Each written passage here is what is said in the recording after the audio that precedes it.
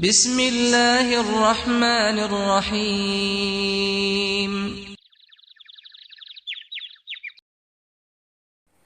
لبيك اللهم لبيك لبيك لا شريك لك لبيك إن الحمد والنعمة لك والملك لا شريك لك. السلام علیکم ورحمۃ اللہ وبرکاتہ۔ امید ہے کہ آپ سبھی لوگ خیر و عافیت کے ساتھ ہوں گے۔ میری دعا ہے کہ آپ جہاں بھی رہیں اللہ کے حفظ و امان میں رہیں، خیر و عافیت کے ساتھ رہیں۔ میں ہوں حافظ محمد ناطق سلام اور آپ دیکھ رہے ہیں یوٹیوب چینل دینی گارڈن۔ ناظرین، میں حاضر ہوا ہوں آج ایک اور نیا ویڈیو لے کر نئے موضوع کے ساتھ۔ اس ویڈیو میں بھی آپ کو میں بہت ہی اہم باتیں بتانے کی کوشش کرنے والا ہوں۔ یہ ویڈیو آپ کے حج کے فضائل سے، حج کی ترغیب کی روشنی میں چند احادیث کو اکٹھا کیا ہوں، وہ قیمتی اشیاء آپ کے سامنے چن کر لایا ہوں۔ آپ سے گزارش ہے کہ بالکل توجہ کے ساتھ شروع سے لے کر آخر تک اطمینان سے، دھیان کے ساتھ دیکھیں۔ ناظرین، حج کے متعلق بہت سے مضامین ہیں، بہت سارے احادیث ہیں، سبوں کا مطالعہ کر پانا آپ لوگوں کے لیے مشکل ہے۔ اس لیے میں کوشش کر رہا ہوں کہ چند احادیث ویڈیو بنا کر آپ کو پیش کروں، تاکہ آپ ان احادیث کو سن کر آپ اس کے مطابق عمل کرنے والے بنیں، اور اللہ کے رسول صلی اللہ علیہ وسلم نے جو حج کے متعلق سے جو حدیث پیش کی ہیں اس کو آپ سامنے رکھتے ہوئے اپنے عبادت کو مکمل کریں، آپ اپنے حج کے سفر کو اس کی روشنی میں کامیاب بنائیں۔ چونکہ حج کا سفر آپ کی زندگی میں ایک بار ہے، دوبارہ ہو جائے تو بہت بڑی بات ہے، لیکن پہلے ہی سفر میں آپ پوری طرح سے قرآن شریف کے احکام کی پیروی کرتے ہوئے اور سنت رسول صلی اللہ علیہ وسلم کی روشنی میں، احادیث کی روشنی میں آپ عمل کریں۔ ناظرین، شروع کرنے سے پہلے میں آپ سے گزارش کرنا چاہتا ہوں کہ آپ اگر میرے چینل کو سبسکرائب نہیں کیا ہے تو چینل کو سبسکرائب کر لیں، گھنٹی کے بٹن پہ ٹچ کر کے آل پہ ٹچ کر دیں، تاکہ آپ کا اور ہمارا رشتہ قائم ہو جائے، ہماری جانب سے جو بھی ویڈیوز پیش کیے جائیں وہ آپ کو سب سے پہلے پہنچے۔ اس کے علاوہ اس چینل پر یہ ویڈیو اگر آپ پہلی بار دیکھ رہے ہیں اور آپ حج کے تعلق سے آپ کچھ ٹریننگ لینا چاہتے ہیں تو آپ سے گزارش ہے کہ میرے چینل پہ چلے جائیں، پلے لسٹ میں جائیں۔ پلے لسٹ میں آپ کو بہت ساری ویڈیوز میں نے آپ کی ٹریننگ کے لیے بنا کر رکھا ہے۔ حج عمرہ کے لسٹ میں جائیں اور وہاں پہ جو ویڈیوز ہیں آپ پارٹ 1 سے لے کر کے ترتیب وار اس ویڈیو کو دیکھ لیں، تاکہ آپ پوری طرح سے حج کو سیکھ لیں، عمرہ کو سیکھ لیں۔ آپ کے حج کے سفر میں کن چیزوں کی ضرورت ہے ان چیزوں کو ضرور سمجھ لیں، پوری ٹریننگ لے لیں۔ اس کے علاوہ میں نے عمرہ اور حج کے سفر میں جو دعائیں ہیں، جن جگہوں پر آپ کو دعائیں پڑھنی ہے، نیت کیسے کرنی ہے، ان تمام کو میں نے آپ کے لیے بنا کر رکھا ہے۔ آپ سے گزارش ہے کہ آپ وہ جا کر کے ضرور دیکھ لیں۔ آئیے میں آج آپ کے لیے جو احادیث چن کر لایا ہوں آپ کے لیے میں پیش کر رہا ہوں۔ بسم اللہ الرحمن الرحیم۔ عن طلحة بن عبید اللہ بن کریز ان رسول اللہ صلی اللہ علیہ وسلم قال ما رؤي الشيطان يوما هو فيه أصغر ولا أذحر ولا أحقر ولا أغيظ منه في يوم عرفة وما ذلك إلا لما يرى من تنزل الرحمة وتجاوز الله عن الذنوب العظام إلا ما رؤي يوم بدر۔ ترجمہ: حضور اقدس صلی اللہ علیہ وسلم کا ارشاد ہے کہ غزوہ بدر کا دن تو مستثنیٰ ہے، یعنی الگ ہے، اس کو چھوڑ کر کوئی دن عرفہ کے دن کے علاوہ ایسا نہیں جس میں شیطان بہت ذلیل ہو رہا ہو،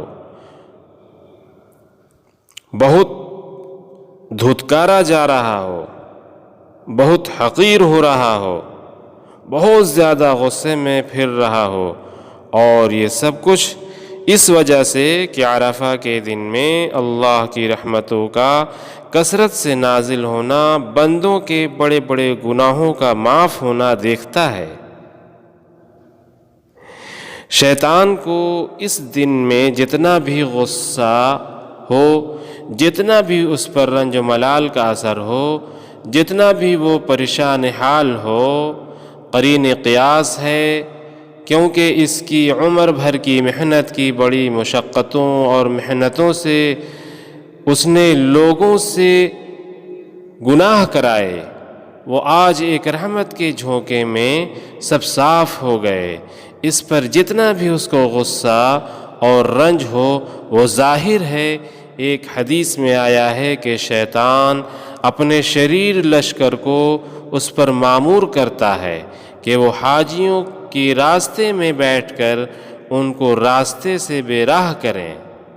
صوفیہ میں سے ایک صاحب کشف کا قصہ امام غزالی رحمۃ اللہ علیہ نے لکھا ہے کہ ان کو عرفہ کے دن شیطان نظر آیا کہ بہت ہی کمزور ہو رہا ہے، چہرہ زرد پڑ رہا ہے، آنکھوں سے آنسو جاری ہے، کمر سے سیدھا کھڑا نہیں ہوا جاتا، وہ جھک رہی ہے۔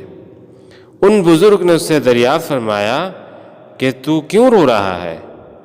اس نے کہا مجھے یہ چیز رلا رہی ہے کہ حاجی لوگ بلا کسی دینوی غرض تجارت کے اس کی بارگاہ میں حاضر ہو گئے۔ مجھے یہ ڈر اور رنج ہے کہ وہ پاک ذات ان لوگوں کو نامراد نہیں رکھے گی، اس غم میں رو رہا ہوں۔ وہ فرماتے ہیں کہ پھر میں نے اس سے پوچھا کہ تو دبلا کیوں ہو گیا؟ اس نے کہا کہ گھوڑوں کی آواز سے جو ہر وقت اللہ کے راستوں میں پھرتے رہتے ہیں، کاش یہ سواریاں میرے راستے یعنی لہو و لعب، بدکاری، حرام کمائی وغیرہ میں پھرتے تو مجھے کیسی اچھی لگتی، بہت اچھا لگتا۔ انہوں نے فرمایا کہ تیرا رنگ ایسا زرد کیوں پڑ گیا؟ اس نے کہا کہ لوگ ایک دوسرے کو نیکیوں پر آمادہ کرتے ہیں، اس کام میں ایک دوسرے کی مدد کرتے ہیں۔ اگر یہ آپس کی مدد، امداد و اعانت گناہوں کے کرنے میں ہوتی تو میرے لیے بہت ہی خوشی کا ذریعہ ہوتا۔ تو انہوں نے فرمایا کہ تیری کمر کیوں جھک گئی؟ اس نے کہا کہ بندہ ہر وقت یہ کہتا ہے کہ یا اللہ خاتمہ بالخیر عطا کر۔ ایسا شخص جس کو اپنے خاتمہ کا ہر وقت فکر رہے، کب اپنی کسی نیک عمل پر گھمنڈ کرے گا؟ ناظرین، ایک اور حدیث آپ سماعت فرمائیں۔ عن ابن شماسة رضی اللہ عنہ قال حضرنا عمرو بن العاص رضی اللہ عنہ وهو في سياقة الموت فبكى طويلا وقال فلما جعل الله الإسلام في قلبي أتيت النبي صلى الله عليه وسلم فقلت يا رسول الله ابسط يمينك لأبايعك فبسط يده فقبضت يدي فقال ما لك يا عمرو؟ قال أردت أن أشترط. قال تشترط ماذا؟ قال أن يغفر لي. قال أما علمت يا عمرو أن الإسلام يهدم ما كان قبله وأن الهجرة تهدم ما كان قبلها وأن الحج يهدم ما كان قبله۔ ترجمہ ابن شماسہ رضی اللہ عنہ کہتے ہیں کہ ہم لوگ حضرت عمر بن العاص رضی اللہ عنہ کے پاس حاضر ہوئے۔ ان کا آخری وقت تھا، انتقال ہو رہا تھا۔ حضرت عمر رضی اللہ عنہ اس وقت بہت دیر تک روتے رہے۔ اس کے بعد اپنے اسلام لانے کا قصہ سنایا۔ فرمانے لگے کہ جب اللہ جل شانہ نے میرے دل میں اسلام لانے کا جذبہ پیدا کر دیا تو میں حضور اقدس صلی اللہ علیہ وسلم کی خدمت میں حاضر ہوا اور حاضر ہو کر عرض کیا کہ بیعت کے لیے ہاتھ دے دیجئے، میں مسلمان ہوتا ہوں۔ حضور صلی اللہ علیہ وسلم نے اپنا دست مبارک پھیلایا تو میں نے اپنا ہاتھ کھینچ لیا۔ حضور صلی اللہ علیہ وسلم نے فرمایا یہ کیا؟ میں نے عرض کیا کہ حضور میں پہلے ایک شرط کرنا چاہتا ہوں، وہ یہ ہے کہ اللہ جل شانہ میرے پچھلے گناہ معاف کر دے۔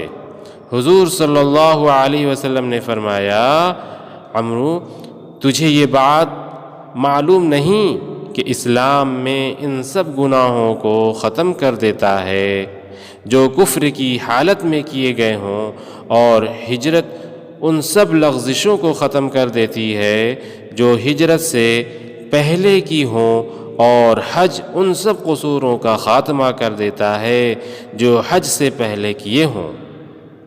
اس حدیث شریف میں اس چیز سے قطع نظر کہ گناہ صغیرہ مراد ہیں یا کبیرہ، جیسا کہ سب سے پہلی حدیث میں گزر چکا ہے، یہ امر قابل لحاظ ہے کہ ایک کسی کا حق ہوتا ہے اور ایک اس کا گناہ۔ حج وغیرہ سے گناہ تو معاف ہوتے ہیں مگر حقوق معاف نہیں ہوتے۔ مثلا کسی شخص کا مال چرا لیا، اس میں ایک تو وہ مال ہے جو چرایا ہے، دوسرے اس چوری کا گناہ ہے۔ گناہ کے معاف ہونے کا یہ مطلب نہیں کہ جس کا مال چرایا ہے وہ بھی واپس کرنا نہ پڑے، اس کا واپسی کرنا تو ضروری ہے، البتہ اس چوری کرنے کا جو گناہ ہوا وہ معاف ہو سکتا ہے۔ ایک حدیث میں آیا ہے کہ حضور اقدس صلی اللہ علیہ وسلم نے عرفہ کی شام کو عرفات کے میدان میں امت کی مغفرت کی دعا مانگی اور بہت ہی الحاح وزاری سے دیر تک مانگتے رہے۔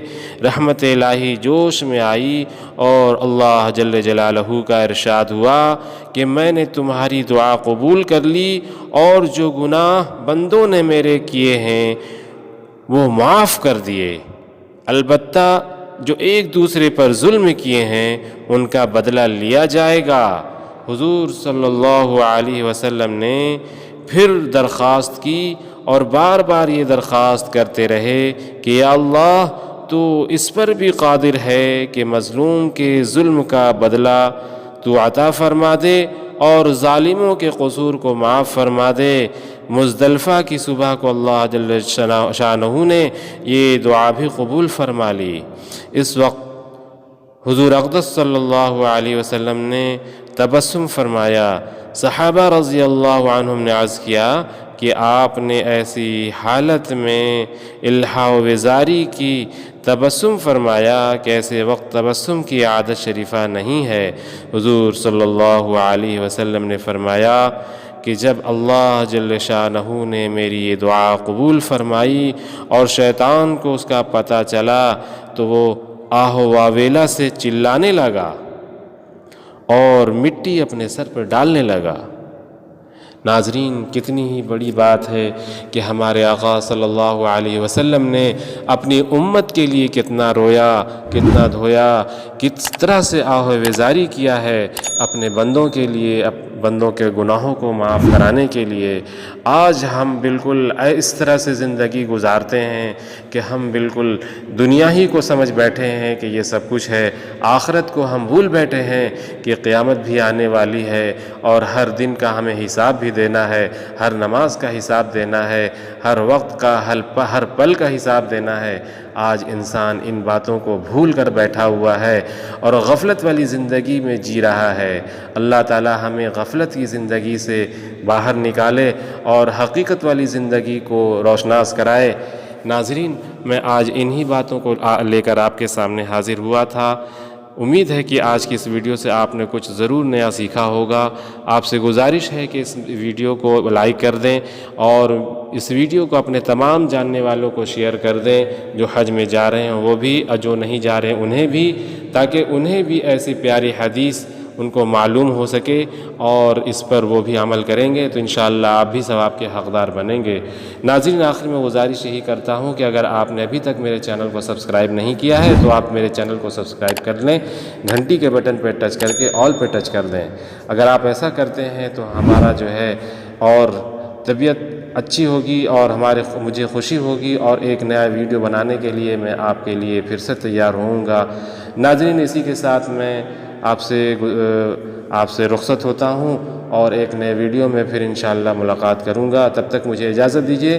السلام علیکم ورحمۃ اللہ وبرکاتہ۔